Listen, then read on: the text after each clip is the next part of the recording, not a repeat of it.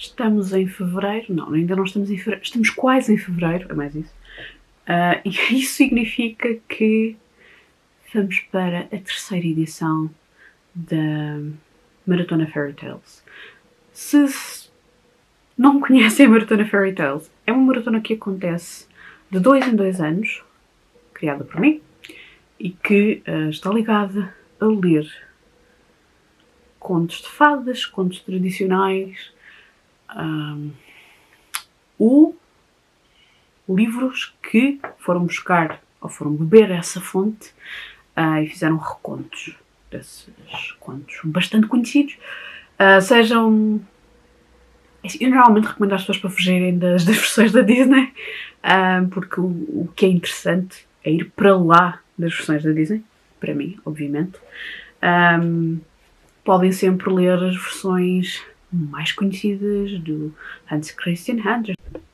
Como eu estava a dizer, vocês podem sempre ler as versões mais conhecidas, Hans Christian Andersen, Irmãos Grimm, Charles Perrault, que eu não consigo dizer em francês, ainda não decorei o nome do senhor, mas existem imensas outras recolhas, existem recolhas feitas em território português por portugueses, recolhas muito boas, recolhas assim, mas existem recolhas italianas, francesas, chinesas, africanas, sul-americanas, islandesas, existe tudo um pouco, portanto basta quererem conhecer histórias tradicionais de algum sítio e que estejam traduzidas para uma língua que vocês leiam, que às vezes isso é que para mim é que é a parte mais difícil, especialmente para alguns pontos particulares do planeta, mas pronto, enfim. Divagações à parte, podem ler todas estas coisas para a Maratona Fairy Tales. Ao contrário de outras maratonas, esta maratona tem 4 desafios, se é que se podem chamar desafios. Não tem que fazer todos, não tem que participar em todos, podem escolher um e só fazer um. Portanto, eu vou dizer o que é que eles são. Número 1. Ler um conto tradicional português. Eu vou deixar link para vídeos anteriores e talvez deixe também alguns livros que eu normalmente recomendo para quem esteja à procura de contos tradicionais portugueses, ou com recolha feita em Portugal. Mas, para além de existirem muitas coisas, existem também coisas online, recursos online, portanto, as escolhas são ilimitadas. 2. Ler um conto tradicional de outro país. Portanto, um conto. Não tem que ser 3.000 contos. Um conto.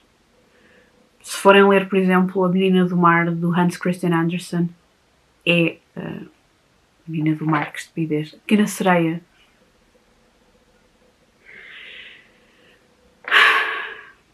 Pequena Sereia. Portanto, não é português, não é uma versão portuguesa do conto. Apesar de nós termos versões da Pequena Sereia não iguais à mais conhecida, que é a versão do Hans Christian Andersen. Isto está difícil. 3. Ler um reconto de uma história de fadas. Um retelling.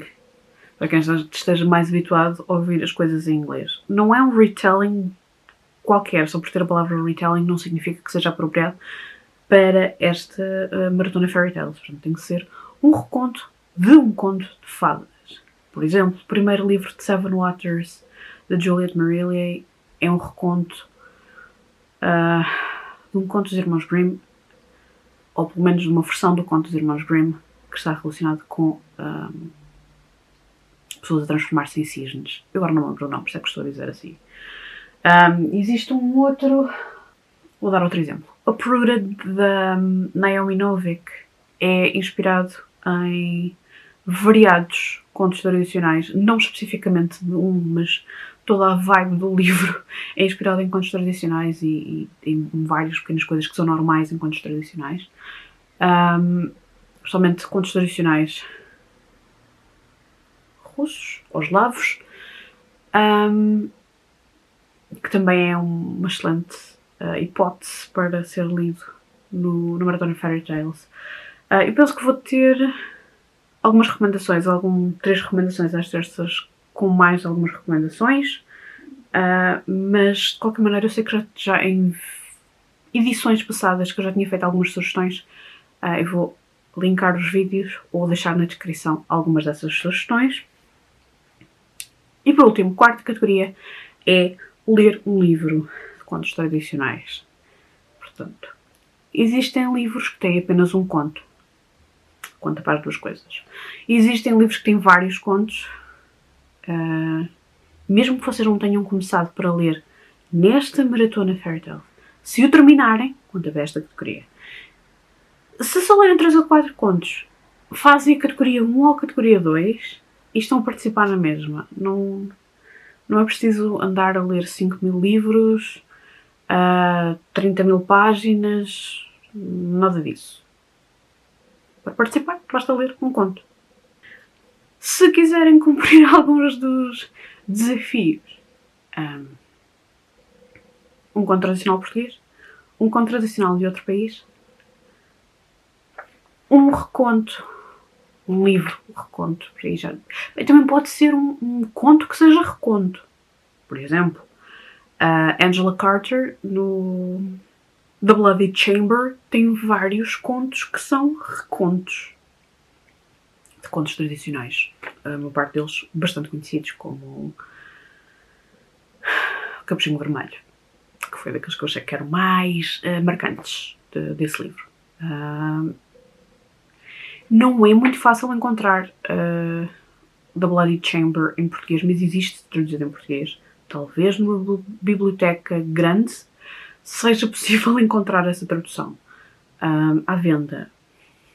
Se conseguirem em alguma alfarrabista. De qualquer maneira, é um livro espetacular e que, se gostam deste tipo de temática, é essencial.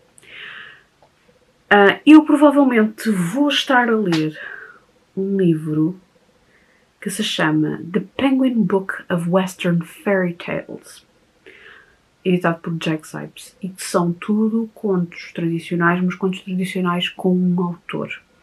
Ou seja, os contos do Hans Christian Andersen foram escritos por ele. Pode ter havido uma recolha de contos, mas as palavras escolhidas foram as dele. Mas da mesma maneira como os irmãos Grimm. São contos tradicionais, mas é a versão dos irmãos Grimm. Enquanto que existem outros tipos de recolhas em que há menos mão por parte da pessoa que está a redigir a recolha e que há maior oralidade, ou aquilo que está escrito foi aquilo que as pessoas lhes contaram. E muitas vezes tem também o ponto de origem ou a pessoa de origem daquele conto. Já vi isso em algumas recolhas portuguesas, portanto, por isso é que quando falo na Maratona Fairy Tales eu gosto de falar nisto, porque a maior parte das pessoas muitas vezes só conhece as versões dos irmãos Grimm, as versões de Charles, porra, que eu digo, não consigo dizer outra vez, ou a versão do Hans Christian Andersen, ou as versões da Disney. E existem muitas mais, como existem versões que não têm autor, ou que não se sabe o seu ponto de origem, porque já se perdeu o seu ponto de origem. Portanto, toda essa parte eu acho fascinante e por isso também queria falar um pouco sobre ela. Isso provavelmente vai ser um dos livros que eu estarei a ler e que tem várias, pronto, tem vários contos, é um livro bastante grande. Para os livros do retelling, eu vou remeter para a minha TBR da Couve, porque tem batota para ver livros que entrem para a maratona. Portanto, vejam nos próximos vídeos para descobrir que livros é que são. E ao mesmo tempo eu gostava de ler algum livro que eu tenho da minha biblioteca pessoal que está ligado a contos tradicionais ou contadores de histórias. Que também tenho alguns sobre livros técnicos sobre contos tradicionais. Alguns deles são isso. Outros que analisam contos tradicionais, outros que falam sobre a simbiose entre o conto e o contador de histórias. E gostava de chegar a um desses livros. Não sei qual. Gostava muito de terminar o From the Beast to the Blonde, da Marina Warner, que é um livro sobre... não só sobre a evolução do conto ao longo dos tempos, mas também sobre a relação que isso teve com as pessoas e com a cultura e com os contadores de histórias. Também gostava de ler o The Irresistible Fairy Tales do Jack Zipes, que também lá está ligado ao conto. Também podia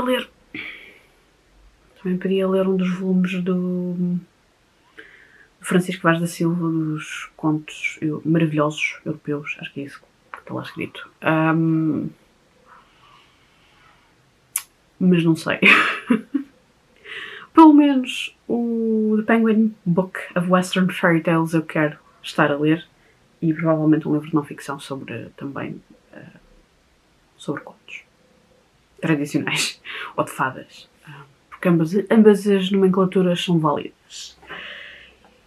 Digam-me se vão participar nos comentários, se tiverem dúvida em relação a algum livro ou se acham que podem usar ou não, ou se têm dúvida em relação a algum conto que gostavam de ler para este projeto. Digam-me nos comentários, ou se tiverem alguma dúvida podem enviar mensagem. Por hoje é tudo e até o próximo vídeo.